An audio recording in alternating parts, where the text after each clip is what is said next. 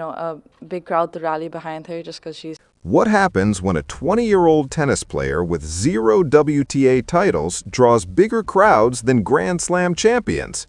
And what if that same player forced tennis legends like Martina Navratilova to publicly question everything the sport stands for? Stick around because Ayah just broke tennis, and the fallout is absolutely insane. Quick favor, if you are loving this, hit that subscribe button. Over 92% of viewers have not yet. It is free, takes a second, and means the world to us. Thanks if you did. Now back to the show. Picture this: Melbourne Park, Australian Open 2026. Tournament organizers are scrambling like it is the final of Wimbledon, except the chaos is not for Djokovic or Swiatek, it is for Ayah, a Filipino player ranked 49th in the world who has never won a WTA title. Not one. But here's the kicker. Her matches are drawing crowds that rival the top seeds, and the digital viewership numbers are shattering records faster than you can say game, set, match. Martina Navratilova, 18-time Grand Slam champion and tennis royalty, is watching this unfold, and she is not happy. She takes to social media and calls out the tournament organizers for being completely unprepared. Imagine one of the greatest players in tennis history basically saying, "You messed this up and you should have seen it coming." Ouch! That is not just criticism, that is a legend telling you that you missed the entire point. But why would Navratilova care so much about scheduling decisions? Because what happened at Melbourne was not just logistical chaos, it was a cultural earthquake. Ayah's matches were moved to smaller courts based on her ranking, because that is how tennis works, right? Rankings equal court assignments. Except when thousands of Filipino fans showed up, they couldn't get in. The overflow spilled into surrounding areas, creating safety concerns and turning what should have been a celebration into a logistical nightmare. Tournament staff were caught flat-footed, security was stretched thin, and the whole thing exposed a fundamental flaw in how professional tennis operates. They were using a 20th century playbook in a 21st century world where cultural relevance and diaspora support mattered just as much as rankings. Lindsay Davenport, another tennis legend and former world #1, chimed in too. She pointed out that the tennis establishment has been so focused on merit and competition that it completely ignored the human element, the fans, the identity, the passion. And when you ignore that, you get Melbourne 2026, a packed house for a player the system said didn't deserve it, and empty seats for matches the system said mattered more. It's like the sport looked at its own rulebook and realized half of it is outdated. Meanwhile, Ayah is just out there playing tennis, probably wondering why everyone is losing their minds over her existence. Now, let's talk about what makes Ayah different, because this is not just about one tournament or one scheduling mess. This is about a phenomenon that experts are comparing to Taylor Swift and Serena Williams. Yeah, you heard that right. Not in terms of titles or career achievements, obviously, but in terms of devoted fandom and the ability to mobilize global audiences, regardless of what is actually happening on the court. Taylor Swift sells out stadiums even if she is just doing a sound check. Serena Williams drew crowds even in her first-round matches. And Ayah? She's doing the same thing without the trophy cabinet to back it up. That is power. Kim Clijsters, 4-time Grand Slam champion and someone who knows a thing or two about pressure, added another layer to this. She likened Ayah's role in the Philippines to Michael Jordan's cultural dominance in basketball. Think about that for a second. Michael Jordan was not just a player, he was a symbol, an icon, a national treasure who carried the weight of millions on his shoulders. And Clijsters is saying that is exactly what Ayah is dealing with. Except she's 20 years old, ranked 49th, and the entire tennis world is debating whether she even deserves the attention. Talk about pressure. Imagine being told you are the Michael Jordan of your country, while simultaneously being told by the tennis establishment that you are not good enough to justify prime-time slots. That's the Ayah experience in a nutshell. But here's where it gets really juicy. After Melbourne, something shifted. Dubai, known for being one of the savvier tournaments on the tour, didn't make the same mistake. They put Ayah on center court, prime slot, full promotion. And guess what? The stands were packed. The digital streams went through the roof. Filipino fans traveled from across the region, and the tournament got more global attention than it had in years. Dubai looked at Melbourne's mess and said, yeah, we're not doing that. They recognized that Ayah's value is not in her ranking, it's in her reach. And in the modern sports landscape, reach is currency. Indian Wells, one of the biggest tournaments outside the Grand Slams, took it even further. They didn't just schedule Ayah well, they promoted her practice sessions. Yeah, you read that correctly, practice sessions, because even watching Ayah warm up draws a crowd. Tournament director Tommy Haas basically admitted they were treating her like a headliner, not because of what she's won, but because of who she brings with her.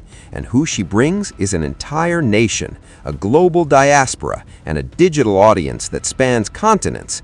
That's not just smart marketing, that's recognizing the future of sports. Fellow players are noticing too.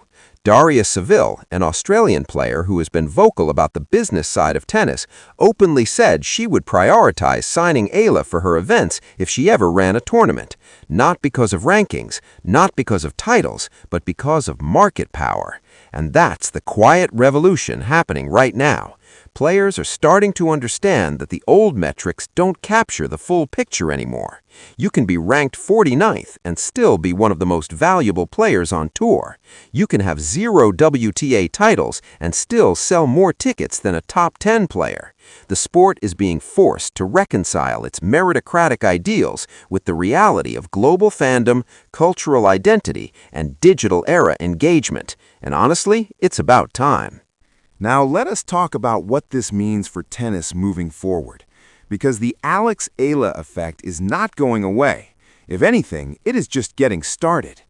The sport has operated on a simple principle for decades. Win matches, climb the rankings, get better court assignments, earn more prize money. It is a clean system. It is fair in a very traditional sense, but it is also blind to the cultural forces that drive modern sports consumption. Fans did not just watch tennis because of the level of play. They watch because of a connection, because of identity, because they see themselves in a player. And when you have a player like Ayah who represents an entire nation's hopes and dreams, you cannot just slot her into a 10 a.m. match on court 17 and call it fair. Martina Navratilova's criticism was not just about logistics, it was about vision. She was calling out the sport for failing to adapt, for clinging to outdated models that do not reflect how people consume sports anymore. In the digital age, viewership is everything. Sponsors care about eyeballs, not just results. Broadcasters care about engagement, not just rankings. And tournaments care about global reach, not just local attendance. Ayah delivers on all of those fronts, yet the system kept treating her like she didn't matter. That's what Navratilova was really saying. Wake up, tennis. The world has changed, and you're still using a fax machine. And here's the wild part. Ayah's impact is not even limited to tennis. She is becoming a case study in how sports can intersect with national identity and diaspora politics. The Filipino community is massive and global. There are millions of Filipinos living abroad, from the Middle East to North America to Europe. And when one of their own makes it to the global stage, they show up.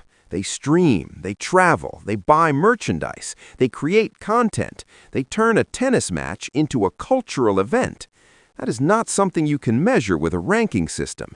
That is soft power, and it is incredibly valuable. Kim Clijsters' comparison to Michael Jordan is spot on, but it's also terrifying when you think about it. Jordan had the NBA's full support, a team around him, and a sport that understood his value. Ayah is navigating a system that is still figuring out whether she even deserves the spotlight. That is a lot of weight for a 20-year-old to carry. And yet she keeps showing up, keeps playing, keeps drawing crowds. Whether she wins or loses, people watch. That is star power. That is cultural relevance. And that is exactly what tennis needs more of. Dubai and Indian Wells proved that when you recognize Ayah's value, everyone wins. The tournaments get more attention, The fans get to see their hero, and the sport gets to showcase its global appeal. It's not rocket science, it's just common sense wrapped in modern marketing. But for decades, tennis has been resistant to change. It has clung to traditions and hierarchies that made sense in the 1980s, but feel increasingly out of touch today. The Ayah phenomenon is forcing a reckoning, and the sport can either adapt or keep getting embarrassed like it did in Melbourne. Darius Sevilla's comment about prioritizing Ayah for events is telling. It shows that players are starting to think like business owners, not just competitors. They understand that a packed stadium creates a better atmosphere, more sponsor interest, and ultimately more money flowing into the sport. Ayah might not be winning titles yet, but she is winning the attention economy. And in 2026, that matters just as much as trophies, maybe even more. So where does this leave us? Tennis is at a crossroads. On one hand, you have the traditional system that values merit, rankings, and competitive achievement. On the other hand, you have the reality of global fandom, cultural identity, and digital engagement. Ayah is the walking, talking embodiment of that tension. She is proof that the old rules do not capture the full story anymore, and legends like Navratilova and Davenport are sounding the alarm because they know what happens when a sport ignores its audience. It becomes irrelevant. The Ayah craze is not a fluke, it's a wake-up call. It's tennis being dragged, kicking and screaming into the modern era.